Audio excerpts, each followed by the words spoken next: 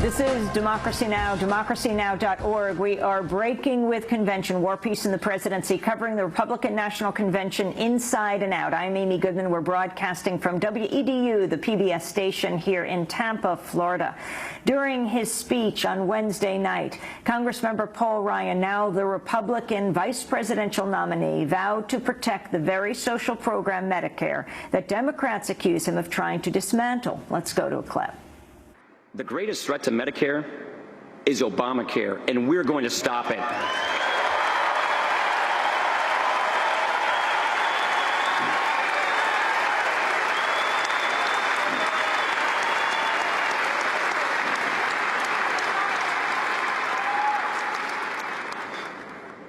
In Congress, when they take out the heavy books and the wall charts about Medicare, my thoughts go back to a house on Garfield Street in Janesville.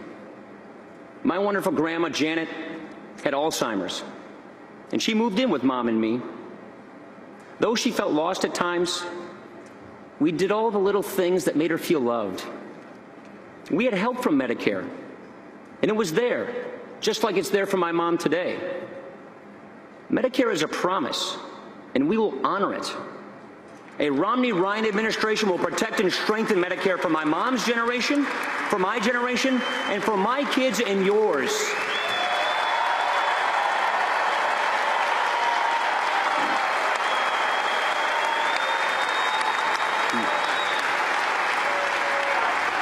That is Paul Ryan addressing the Republican National Convention last night. John Nichols, Ruth Conniff, your response. Well, the Medicare issue is the second really breathtaking moment after the Janesville plan, because of course what Paul Ryan is famous for is his plan to completely destroy Medicare, to turn it into a voucher program, and to let the elderly make up the gap between the voucher they get and the actual cost of health insurance. This is not lost again on people in his district. In fact, aside from union members, it's grandmas in sneakers who come out to all of Paul Ryan's events holding up signs saying, "Do not let this guy destroy my Medicare." So again here, he has really done something remarkable for the Republicans, which is to take this incredibly brutal plan and to present it as something that is going to save the program that he's actually attacking. And in his town hall meetings, when he presents his plan to groups of constituents, he will flip through charts and graphs very, very quickly that are hard to follow. But the one line that it always comes up is, if you're 55 or older, raise your hand, this doesn't apply to you. And that's sort of the signal that people can tune out. Don't worry, this isn't going to hurt me. And I think it allows him to get away with a lot. Just to follow on that, because I think that's exactly right. But the interesting thing about what he did here was he did the updated defense, which is to say, we're not the ones coming for Medicare. Barack Obama's the one coming for Medicare. He's the one who, attacked it via Obamacare. I don't have to be the biggest fan of Obamacare. I think it's got a pretty flawed program. But one of the actually relatively noble things it did was go into some of the really abusive things and ridiculous things that are done in Medicare. Medicare has tons of money streamed to pharmaceutical companies, things like that. And it tried to do some restructuring that every independent analyst, the Kaiser folks, all these folks say, actually strengthens Medicare, maintains spending, and where the arc of increase in spending is slowed, it is not slowed by cutting benefits, it is slowed by cutting waste, fraud, and genuine abuse. And so Ryan turns this into an evil, into an attack. And the tragedy is, this is a Karl Roveism. This is exactly what Karl Rove says. Look at your opponent's greatest strength and attack them there. Never attack them on your greatest strength. And so Ryan is really, I think, much better than George W. Bush, the penultimate Rovian contender. He gets it. And he also got the memo that says, if you're going to talk about Medicare, Social Security, bring your mom along. Congressman Ryan also attacked President Obama's handling of the national debt, saying he'd rejected Republicans' good faith efforts to curtail the problem.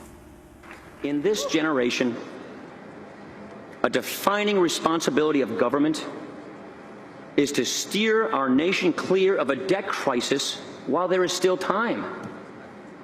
Back in 2008, candidate Obama called a $10 trillion national debt unpatriotic. Serious talk from what looked like a serious reformer. Yet by his own decisions, President Obama has added more debt than any other president before him. and more than all the troubled governments of Europe combined. One president, one term, $5 trillion in new debt.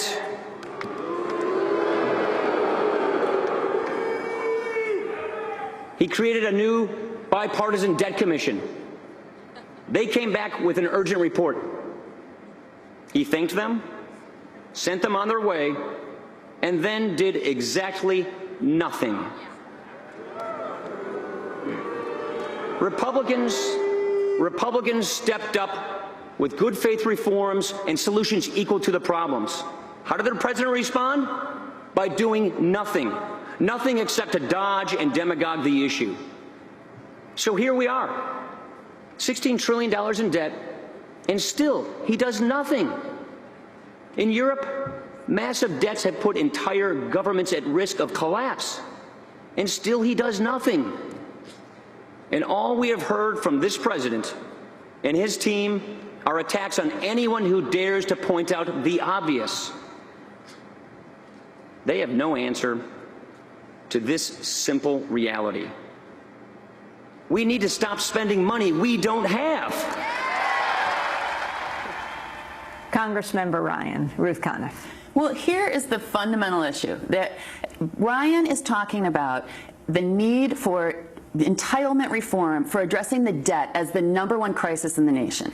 And this is a basic ideological issue, right? Do we need austerity in order to overcome joblessness and economic suffering for the middle class? That is the pitch they're making. The problem is the Democrats have actually opened the door for this. And this is where there's going to be a lot of debate and discussion. But I think the weakness that Ryan has located here is that, in fact, Obama did talk about debt reduction and entitlement reform in the teeth of this recession. And that is too bad, because really the two poles should be: do we need austerity, do we need to undermine entitlement programs, or do we just need to raise taxes on the rich and really take care of people? And I think this is where he's exploiting a weakness that the Democrats have. Ryan attacked Obama's effort to kickstart the economy, calling the stimulus, quote, corporate welfare anachronism.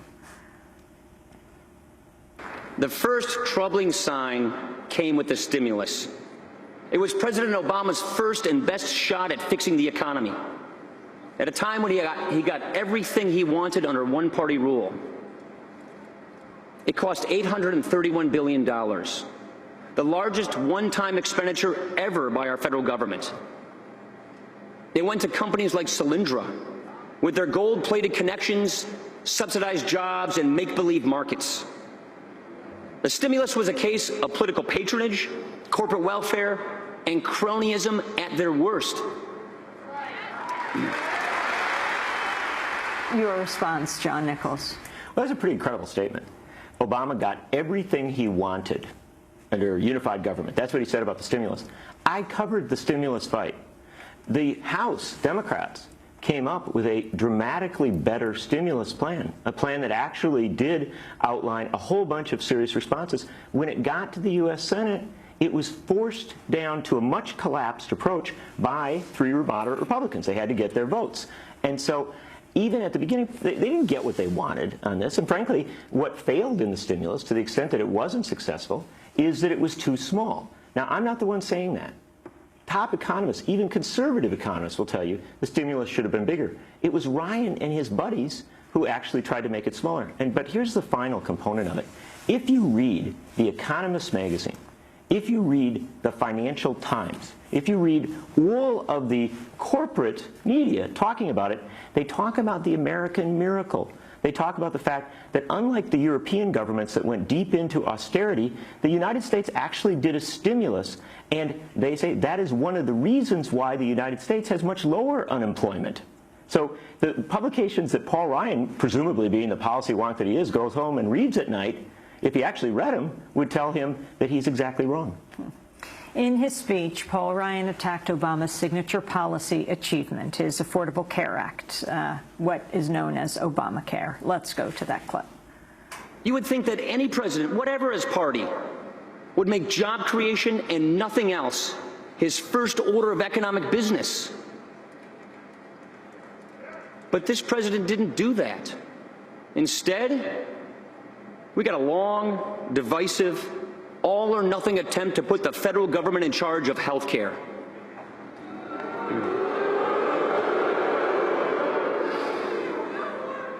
Obamacare comes to more than 2,000 pages of rules, mandates, taxes, fees, and fines that have no place in a free country.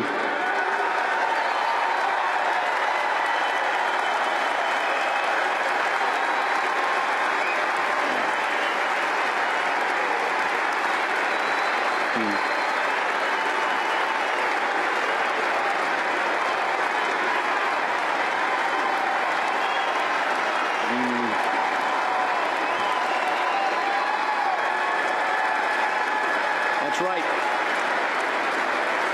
That's right.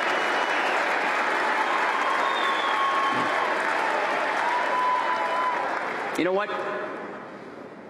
The president has declared that the debate over government-controlled health care is over. That will come as news to the millions of Americans who will elect Mitt Romney so we can repeal Obamacare. There you have it, Paul Ryan on, and we shouldn't just say Paul Ryan, of course it will be raised tonight as well. Mitt Romney has been raising it every day on the campaign trail that one of his first acts in office will be to repeal Obamacare. And interestingly, President Obama has now accepted the new name for the Affordable Care Act, saying, yes, I care, so you can call it Obamacare. Ruth Conniff. Well, it's about time. I mean, this is really his greatest achievement as president, and he has really run from it. I mean, let's face it, he has backed away and cleared the ground for this very attack. Instead of going out, look at the popularity of Medicare. Look at, you know, the provisions in this act, which, inadequate though it may be, are really helpful to people, like keeping their kids on their insurance until they're in their 20s, right? I mean, he hasn't really defended it well, and it's become a place of retreat for him. And yet Americans are passionately involved in the idea of saving Medicare. So it's clearly possible to make that argument. John Nichols. You know, look, this is one of those moments where actually Paul Ryan, and who I've covered for a long time, and Ruth has as well, and we've known over the years, he had to walk one of the most delicate tightropes in American politics. Obamacare is deeply hated. It is despised inside that hall. And yet outside the hall, he has to present at least a sense of sympathy for some of the ideas in it. And on this one, I think he kind of blew it. I think he went I think he went a little bit too far. I don't think you'll see Mitt Romney do that tonight. My sense is that what they will say is, you know, we don't like the Affordable Care Act, but we are going to do some of this. And here's where I think you're starting to see a little bit of the difference between Paul Ryan and Mitt Romney. Mitt Romney is a politician. He was a liberal Republican for a while, and now he's a conservative Republican. Paul Ryan really believes this stuff. Paul Ryan actually reads the books and goes on the Glenn Beck show and talks about how this is how they're going to bring socialism to America. And so to him, bashing the Affordable Care Act as fundamentally evil, he likes to do that. And here I think he liked to do it a little too much, and the crowd loved it a little too much. If you're watching from the outside in America, you're seeing an awful lot of people get very impassioned about taking away your health care. Let's go back to Democracy Now! Catching up with Wisconsin State Senator Alberta Darling, sitting with her state's delegation. Look at this last evening. We had Scott Walker. We are going to hear from Paul Ryan. We have Ryan Scribas. We had Sean Duffy. The bench is really deep. The talent is significant. I think what we are showcasing at this convention is we have leaders who do what they say they're going to do when they are elected. They're people of integrity. They tell the truth. They put forward bold solutions, and they make tough choices. And that's what we have to do today. It hasn't always been an easy road. Governor Scott Walker faced a recall election. And what do you think that means in terms of pursuing some of these similar policies at a national level? I think, I faced a recall too. I was the co-chair of finance. I went out a year earlier than the governor. And why they wanted to take us out is the special interest groups from around the country put all their guns on us because they knew if we succeeded that the rest of the state would follow our lead. And that's exactly what's going to happen.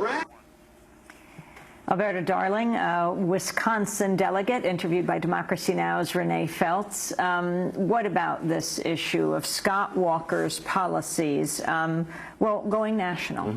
John Nichols. Yeah, the viewers won't be able to see it, so I won't hold it up, but there's a pin that the Republicans have been giving out that's got Mount Rushmore with Paul Ryan, Scott Walker, Tommy Thompson, and Reince Priebus, the chair of the RNC.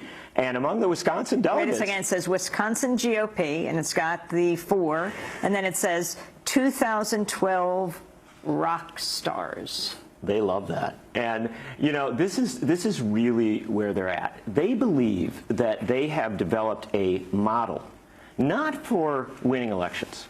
That's not enough anymore.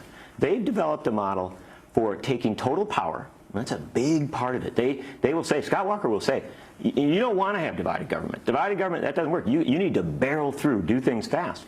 For getting full power and then going to the most radical end of their agenda. And that's what these folks did in Wisconsin. They took power in January. They spent a month doing corporate tax cuts, tort reform, really radical stuff that had, been issues of contention for years. And then the next month, they took on the labor unions. They took on civil service. They took on the distribution of health care in the state. I mean, what we saw in the protests was mainly seen as a labor fight. It was really a fight about a broad agenda being swept in 2 months. It's an important thing for people to understand. If you take the Scott Walker Wisconsin model national, what you're really talking about is a Romney-Ryan win in November with a Republican Senate and House, and that is likely, if they win, it's likely to come together there. And then January 20th, they do the inaugural in a couple seconds, and then they're over there moving on an extremely radical agenda and implementing very, very fast. They won't wait 3 years to do Medicare, Medicaid, and Social Security. They'll do it in the first month. Ruth Conniff, you're with the Progressive magazine, which is based in Madison, Wisconsin. Let's talk about this in the biggest way. Your state, both of you, John Nichols, Ruth Conniff from Wisconsin, becoming a model for the country, and what the elevation of Paul Ryan means, whether he wins or not, and what traditions Wisconsin represents for this country. Well, of course, I work for the Progressive magazine, the 103-year-old publication that was part of the progressive movement, founded by Fighting Bob La Follette, 4 blocks from where the massive protests engulfed our Capitol building. So a year and a half ago... And La Follette was? Fighting Bob La Follette was a senator from Wisconsin, governor of Wisconsin, and a liberal Republican who founded the Progressive Party in this country. So he was an enemy of corporate power. He was a champion of the public interest over private greed. He was, a foundational figure in American politics who really represents the ideological battle that we're looking at right now today. So the idea that Wisconsin is now known for the extreme right-wing policies of Scott Walker and Paul Ryan is pretty brutal for those of us who live in Wisconsin and come out of that and celebrate that progressive tradition, which is so fundamental nationally.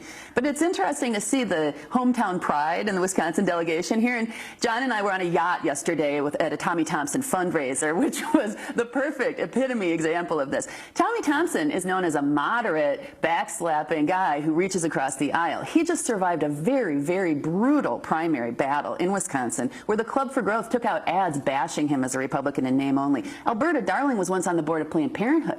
These guys are, one of these things is not like the others on this photograph of Mount Rushmore here, but they have folded into the idea that Wisconsin politics are all about the far, far right, the absolute pro-life fundamentalism, and this brutal Darwinian economic set of policies. So this is not really what Wisconsin has always been about. It's what Wisconsin is projecting to the world right now, and folks like Alberta Darling and Tommy Thompson are coming along for the ride. Last question. What is in the cheese? Reince Priebus, who is he is the head of the RNC right now, the Republican National Committee. Scott Walker, the governor, and of course now Paul Ryan. John, 30 seconds. Very quickly, I'll correct my friend Ruth to say that Robert M. La Follette never called himself... You weren't on the boat last? No, I was there, but Robert M. La Follette never called himself a liberal. He called himself a radical for economic democracy. And this is where Wisconsin came from. But Wisconsin's always been a deeply divided state. These folks have taken advantage of those divisions, and they have remade the Republican Party as an ideological entity. And the key thing is not a change on the ground in Wisconsin. The key thing is the money that they brought in from across this country. Scott Walker got reelected with the most spending per vote of a winning governor in modern American history. And the reality is they're not winning on ideas. They're winning on money. That's something that we really ought to think about as we go toward November. These ideas are bad ideas, but they can be sold. And Paul Ryan, like Scott Walker, is a pretty good salesman. What do you think Paul Ryan needs to be asked? What are you hoping to ask him if you see him on the floor of the convention today? We won't see him on the floor, I suspect. I think he'll be up on the podiums. But if I do see Paul Ryan, I really will go to him on that GM plant issue. I mean, the fact of the matter is, members of United Auto Workers Local 95 in Janesville begged him to take steps that might have saved that plant, and he did not work with them.